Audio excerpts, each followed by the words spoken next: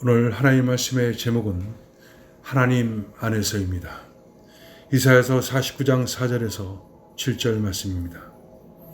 이제 여호와께서 말씀하시라니 그는 태어나서부터 나를 그의 종으로 지으신 이시오 야곱을 그에게로 돌아오게 하시는 이시니 이스라엘이 그에게로 모이는도다.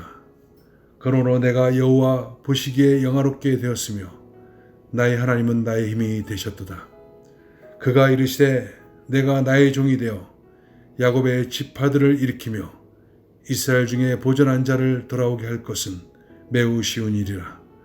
내가 또 너를 이방의 빛으로 삼아 나의 구원을 베풀어서 땅끝까지 이르게 하리라. 이스라엘의 구속자, 이스라엘의 거룩한 이이신 여호와께서 사람에게 멸시를 당하는 자, 백성에게 미움을 받는 자, 관원들에게 종이 된 자에게 이같이 이르시되 왕들이 보고 일어서며 고관들이 경배하리니 이는 이스라엘의 거룩하신 이 신실하신 여호와 그가 너를 택하였음이니라. 아멘. 이사야 49장부터 53장은 메시아가 당하실 순환과 그 순환 가운데서 묵묵히 참으며 감당하시는 메시아의 거룩한 모습이 소개되고 있습니다. 먼저 오늘 본문에는 여호와의 종의 노래가 나옵니다. 여호와의 종 되신 메시아가 직접 당신 자신에 대해 이야기하는 것을 예언하고 있습니다. 이사야의 입을 통해 말하고 있지만 실제로는 예수님께서 하시는 말씀을 담고 있는 것입니다. 이 말씀에는 예수님에 대한 설명이 나옵니다. 1절에 섬들아 내게 들으라 먼 곳 백성들아 귀를 기울이라. 여호와께서 태에서부터 나를 부르셨고 내 어머니의 복중에서부터 내 이름을 기억하셨으며 구원 사역을 행하실 예수 그리스도는 이미 복중에 잉태되기 전에 하나님의 부름을 받았다고 합니다.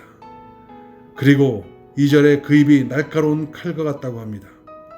이는 그리스도께서 선포할 구원의 메시지가 심령을 찌르는 놀라운 능력이 있다는 뜻입니다.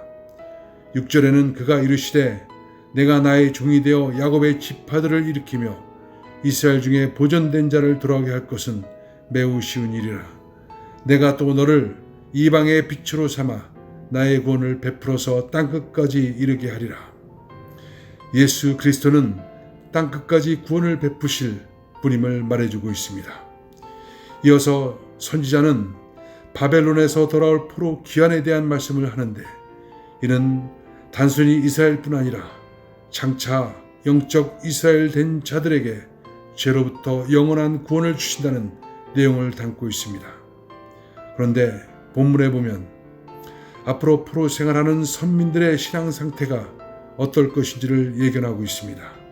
14절에 오직 시온이 이르기를 여호와께서 나를 버리시며 주께서 나를 잊으셨다 하였거니와.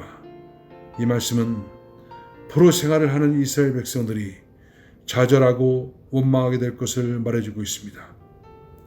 앞으로 이스라엘 백성들은 포로로 잡혀가서 감당하기 어려운 시간을 보내게 될 것입니다. 그때 이스라엘 백성은 하나님은 창조주시고 전능하신 하나님으로 그들의 고통을 들어주시는 하나님이 아니라고 생각합니다.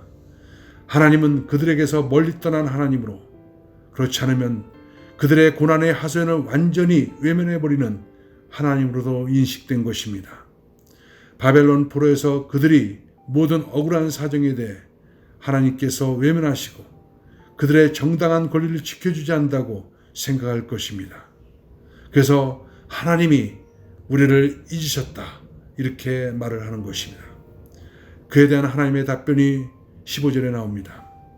여인이 어찌 그 젖 먹는 자식을 잊겠으며 자기 태에서 난 아들을 긍휼히 여기지 않겠느냐. 그들은 혹시 있을지라도 나는 너를 잊지 아니할 것이라.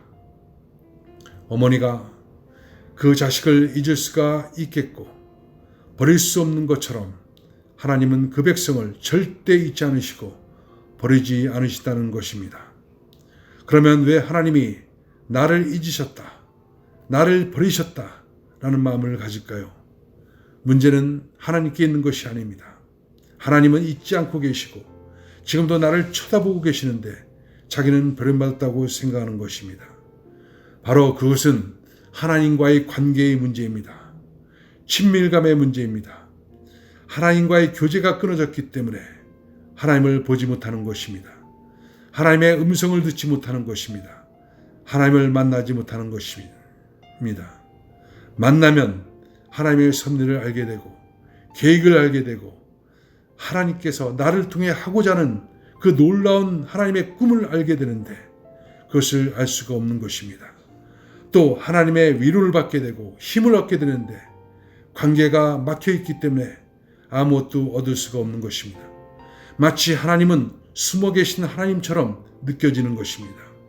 하나님은 야속하게 나를 외면하는 그런 하나님처럼 느껴지는 것입니다. 이 모든 것이 다 영적 생활이 무뎌지면서 나타나는 현상인 것입니다.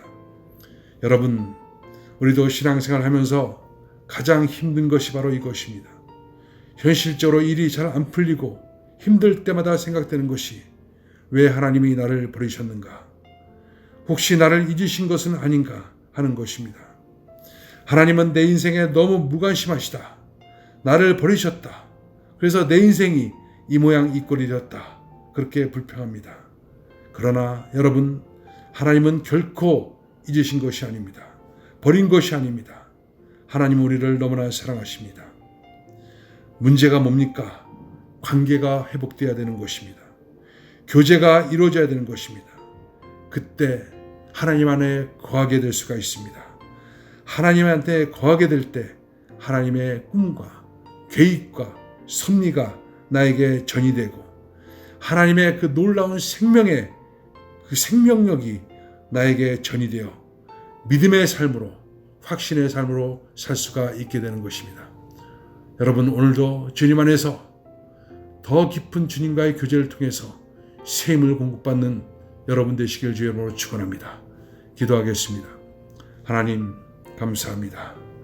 십자가를 통해서 이루어주신 하나님과의 그 관계 회복, 이것이 끊임없이 내 안에 이루어지게 하여 주시고 이것을 위해서 날마다 십자가 앞에 나가게 하여 주셔서 십자가에서 예수 함께 죽고 예수 함께 부활한 내 모습을 보고 성령을 통해서 하나님과 더 깊은 교제가 이루어지는 그런 삶 되어지게 축복하여 주옵소서. 하나님을 더 깊이 믿는 믿음, 확신으로 오늘도 승리하게 주님 축복하여 주옵소서. 예수님의 이름으로 기도합나이다. 아멘.